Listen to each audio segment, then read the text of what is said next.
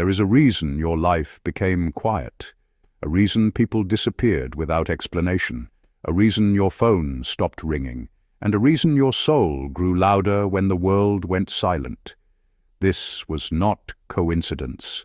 This was not misfortune. This was not you being forgotten. Chosen one. What you thought was rejection was actually containment, and what felt like abandonment was divine protection unfolding in real time.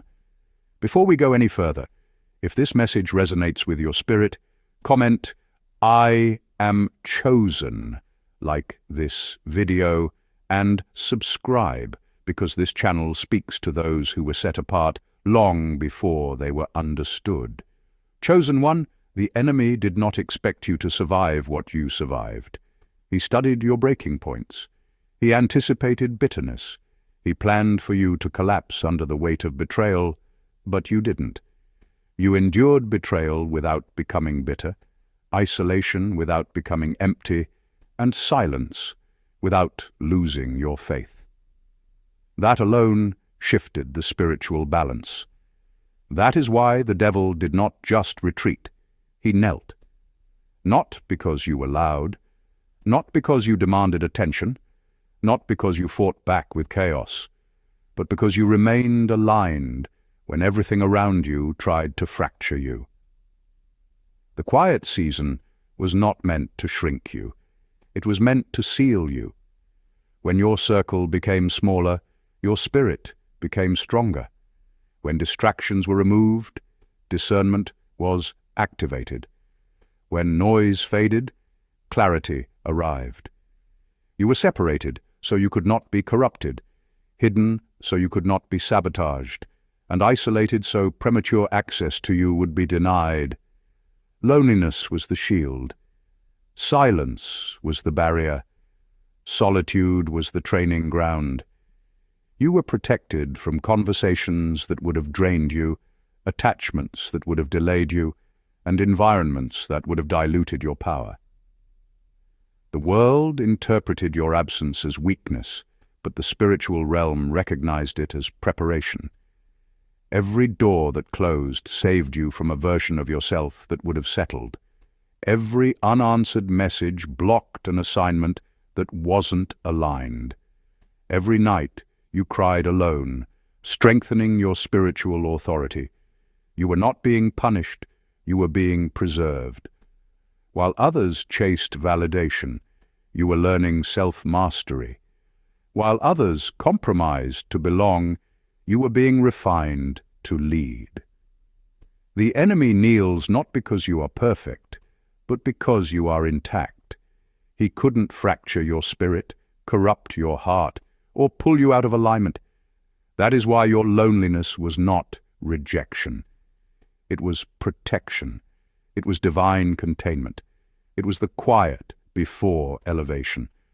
And now that the season of isolation has done its work, nothing sent against you will succeed, because you were guarded when it mattered most. Now, let's dive deeper. Point 1. The loneliness you feel is not absence, it is containment. Chosen one, the first misunderstanding you were taught about loneliness is that it means something is missing. But in higher spiritual mechanics, loneliness appears when something must be protected, preserved, and stabilized before it can be released into the world with precision. When your life began to empty out, fewer messages, fewer invitations, fewer emotional entanglements, it was not because you were undesirable, forgotten, or lacking value. It was because your inner environment became too valuable to leave unguarded. Most people remain constantly surrounded because they leak energy without awareness, spending themselves in conversations, conflicts, distractions, and emotional exchanges that slowly drain their core. You, however, were sealed. God does not isolate what is weak. He isolates what is volatile with potential. Loneliness is not punishment. It is containment. It is the spiritual equivalent of a vault, engineered to protect what cannot yet be exposed to noise, envy, interference, or distortion. Inside a vault, nothing unrefined survives, nothing chaotic enters. This is why chaos faded from your life without explanation, why certain people disappeared without closure, and why situations that once demanded your energy simply fell away. Your nervous system began to recalibrate. Your mind slowed down. Your emotional reactions softened. Your intuition grew sharper because it was no longer drowned out by external voices. You started noticing patterns instead of reacting to them. You began hearing your own thoughts clearly for the first time. This was not abandonment, it was preparation. You were being contained, so your frequency would stop being diluted by environments that could not match it. In silence, your discernment matured. In solitude, your spirit strengthened. While others required constant stimulation to feel alive, you learned how to sit with stillness and extract wisdom from it. This is the first reason the enemy miscalculated you. He assumed solitude would starve you, weaken you, and make you desperate for validation. Instead, it stabilized you. It taught you self-regulation, inner authority, and emotional independence. Where others crumble without attention, you learned how to generate energy internally. Where others panic in silence, you found clarity. The isolation was not meant to break you. It was meant to remove every dependency that could be used against you later. You were being trained to stand without support, move without applause, and remain grounded without reassurance. Loneliness did not diminish you. It refined you, sharpened you, and made you unshakable. And when you emerge, you will not seek connection out of lack, but choose alignment from strength. Point 2. The devil kneels when reaction is removed. The enemy does not fear anger. He feeds on it because anger keeps you predictable, reactive, and easy to steer. He does not fear sadness either. He exploits it, stretching it into self-doubt and exhaustion. What he cannot manipulate is stillness, the kind that comes from mastery, not suppression. There was a moment in your journey, quiet and unnoticed by others, when something fundamental changed. You stopped reacting the way you used to. You stopped rushing to explain yourself to people who had already decided not to understand you. You stopped defending your truth to those who benefited from your confusion. In that moment, without ceremony or announcement, a door closed. Reaction is access. Emotion without awareness is permission. When you withdrew that permission, control vanished. This is what it means when we say the devil knelt, not in worship, not in fear, but in recognition. He recognized that you were no longer externally programmable. You became internally governed, and a person who governs their inner world cannot be dominated from the outside. This is why the pressure intensified before the silence arrived. Your loneliness was not abandonment, it was training. Without constant noise, distraction, and validation, you were forced to meet yourself fully. You learned how to observe your thoughts instead of becoming them. You learned that every impulse does not require expression. You learned restraint, and restraint sharpened your perception. You learned silence, and silence taught you timing. You learned discernment, and discernment taught you power. These are not passive traits. They are not signs of weakness or withdrawal. They are weapons refined only in isolation, unavailable to those who must always react, explain, or perform. Stillness collapses manipulation because it gives nothing to grab onto. No emotional hooks, no predictable patterns, no leverage. When you stopped responding to provocation, the strategy failed. When you stopped chasing validation, the trap dissolved. When you stopped explaining yourself, the confusion reversed direction. The enemy thrives on emotional leakage. Stillness seals the system. This is why your solitude felt heavy at first, because you were shedding old reflexes. But now, in this quiet authority, you move differently. You speak less, but every word lands. You act slower, but with precision. You are not absent, you are centered. And in that centered state, influence shifts. The world adjusts, opposition recalculates, because silence backed by self-mastery is not emptiness, it is command. Point 3. Loneliness as divine incubation, not emotional punishment. Every major transformation in existence requires a hidden phase. And this is not poetry, it is law. Seeds do not sprout in sunlight, they split open underground. Stars are not born in brilliance, they compress in darkness until gravity itself changes their structure. Even your nervous system does its deepest rewiring not during action, but during stillness and rest. So your loneliness was never a pause in your life. It was the most concentrated reconstruction you have ever undergone. While you thought nothing was happening, everything was happening at a level too deep to be felt in real time. The noise fell away so the system could recalibrate. Old emotional dependencies began dissolving quietly, without ceremony.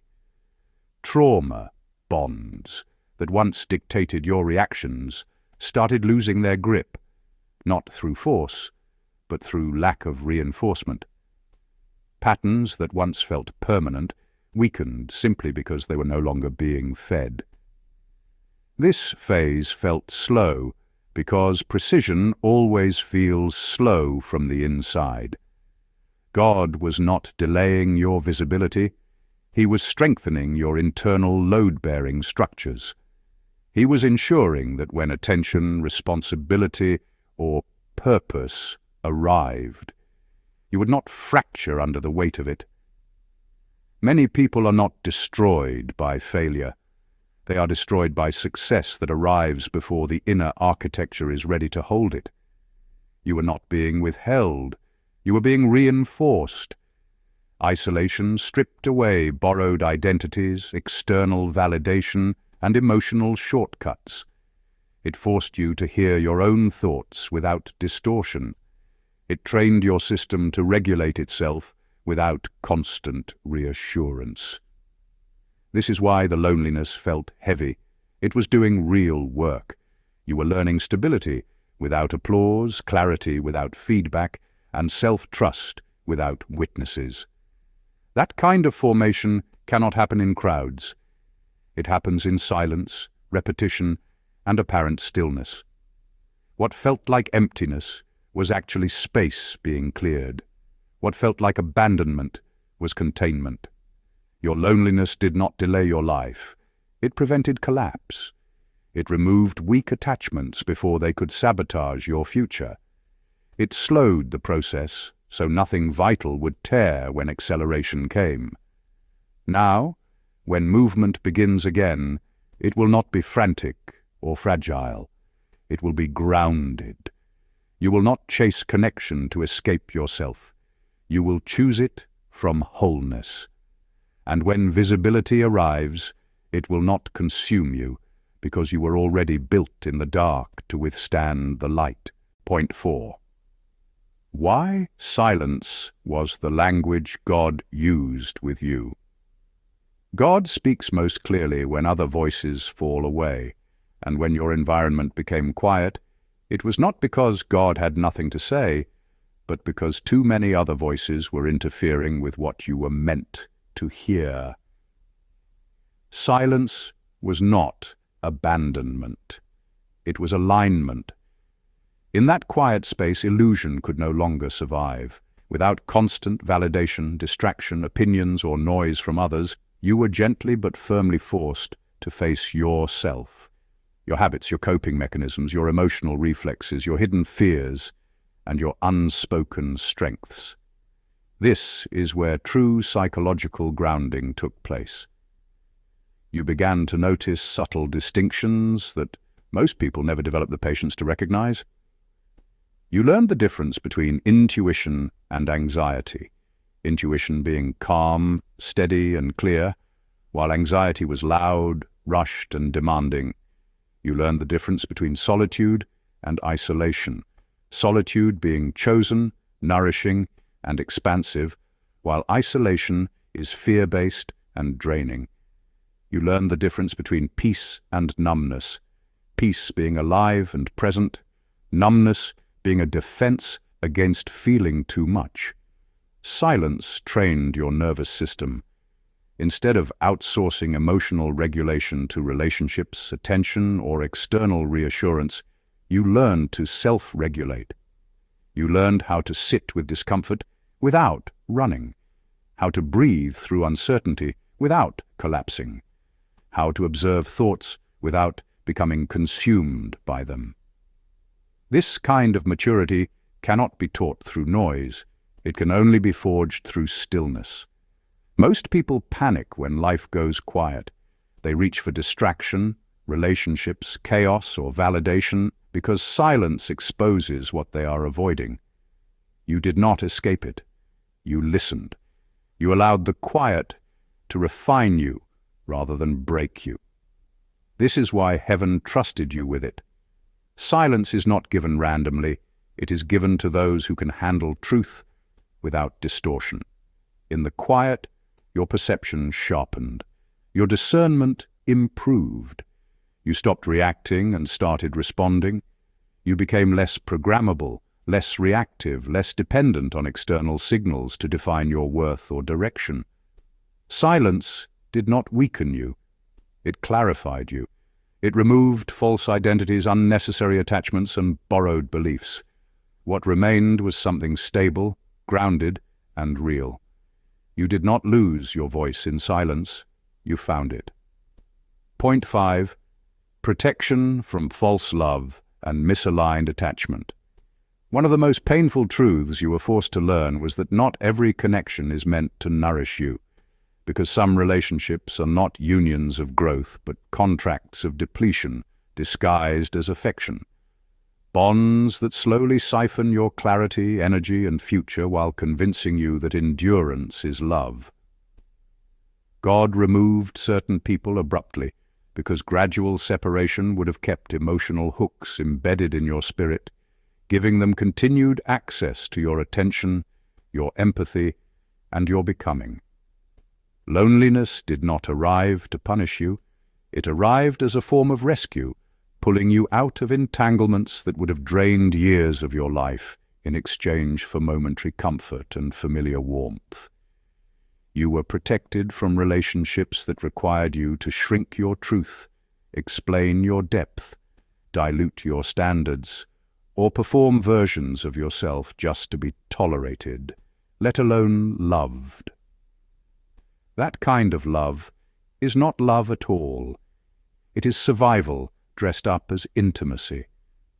This is why the absence of romance struck so deeply, because it touched the most vulnerable part of you, the part that longed to be seen without translation, chosen without conditions, and held without negotiation. Yet what was removed from your life was not love. It was misalignment, and misalignment always feels like loss before it reveals itself as preservation. You were spared from attachments that would have tethered your future to people who could not walk at your pace or honor your calling. True connection does not consume you, it expands you. It does not demand your exhaustion as proof of loyalty. It does not punish you for evolving. You were being preserved for relationships that can meet you without feeding on you, connections rooted in mutual respect, emotional maturity, and spiritual alignment, rather than need and fear. That level of partnership is rare because it requires two whole people, not two wounds leaning on each other for balance. It requires discernment, boundaries, self-trust, and the courage to be alone without abandoning yourself. Loneliness was not a void, it was a training ground. In the quiet, you learned the sound of your own intuition. In the stillness, You reclaimed your worth from misplaced attachments. In the solitude, your nervous system healed from the chaos it once mistook for passion. You were being prepared to recognize real connection when it arrives, not by intensity, but by peace. Loneliness did not delay your destiny. It refined your capacity to receive what will last. Point 6. The psychological shift that signals the end of the isolation phase. At some point, you noticed a quiet but unmistakable change. The restlessness that once pushed you toward people, noise, and constant interaction dissolved without effort. You stopped feeling desperate for company, not because you hardened, but because something inside you finally settled. Solitude no longer felt heavy or threatening. It became neutral, then restorative. Crowds began to feel loud rather than comforting, not because you were superior to them, but because your nervous system no longer needed external stimulation to regulate itself. This is not withdrawal. This is integration. The fractured parts of your psyche stopped negotiating for attention and formed a single, stable center. Your nervous system completed its recalibration. You are no longer scanning rooms for approval or adjusting your behavior to be chosen, accepted, or included. Validation lost its urgency because your identity stabilized internally. You know who you are even when no one is watching. This is the moment when loneliness stops hurting and starts instructing. It teaches you discernment. It sharpens your standards. It shows you the difference between connection and noise, presence and performance. You no longer fear being alone, which means you will never tolerate being disrespected just to avoid it.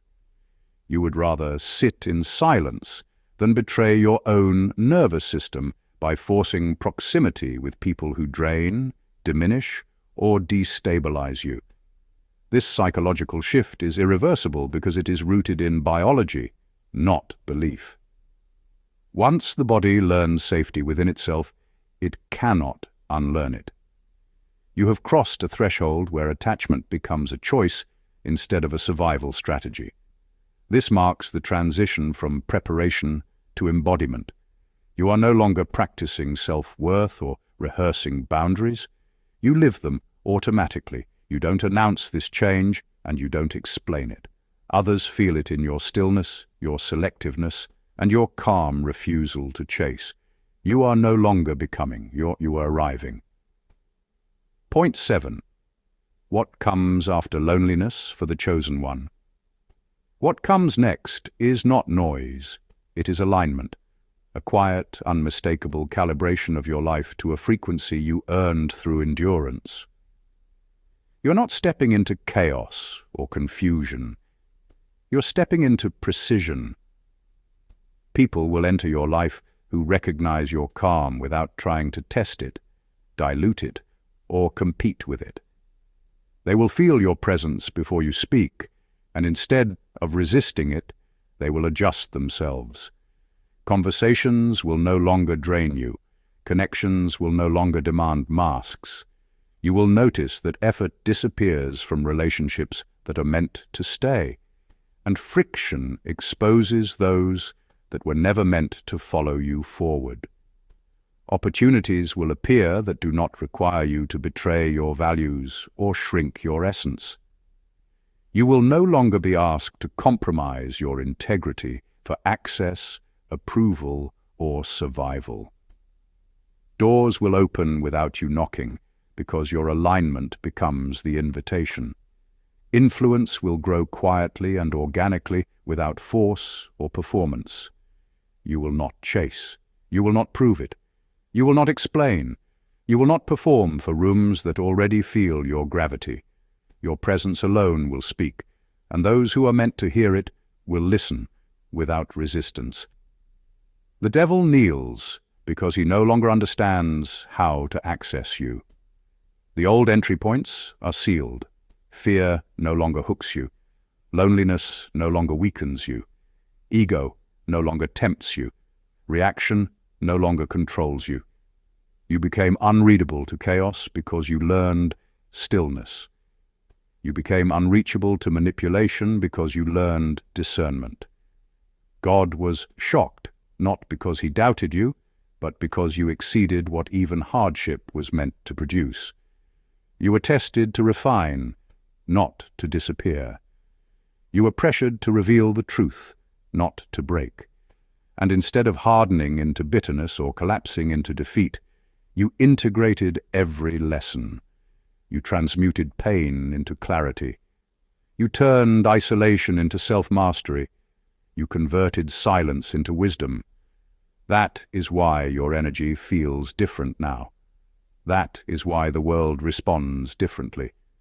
Loneliness releases you, not because you failed it, not because you escaped it, but because you completed it.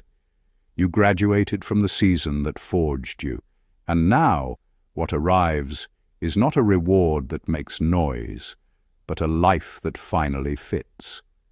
If you are still here, still listening, still breathing calmly, affirm it again. I am chosen. Like this message if it anchored something within you. Subscribe if you're walking this path consciously. The season of protection has done its work. What comes next will require the strength you built in silence.